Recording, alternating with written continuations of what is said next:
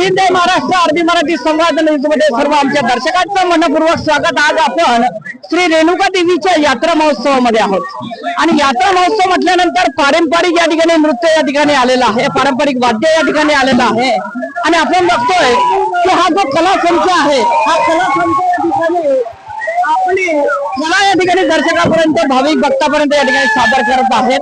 आपल्यासोबत चिखलीत नव्हे तर महाराष्ट्राच्या कानाकोपऱ्यामध्ये गाजलेले या ठिकाणी नेतृत्व आहे कला क्षेत्राच्या माध्यमातून. आपण काय सांगणार, आज दरवर्षीप्रमाणे याही वर्षी आपण कला दाखवतो?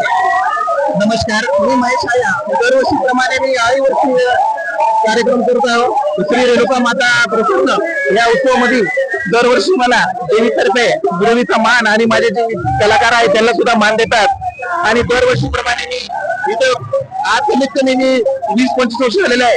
मी कार्यक्रम करतो आणि मला खूप आनंद मिळतो आणि याच्यातून माझं कुटुंब सुद्धा पोट भरतं आणि मी सुद्धा भरतो, माझे कलाकार सुद्धा भरतात. तर या कलाकारांबद्दल काय त्यांना कुठले कलाकार आहेत?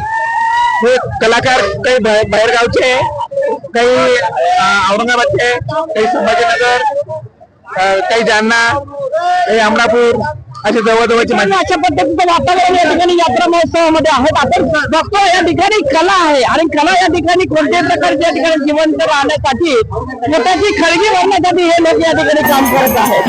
हे सर्व चलचित्र आहे रेणुका देवीच्या यात्रेमध्ये आपण या ठिकाणी थांबतो. जय हिंद, जय महाराष्ट्र.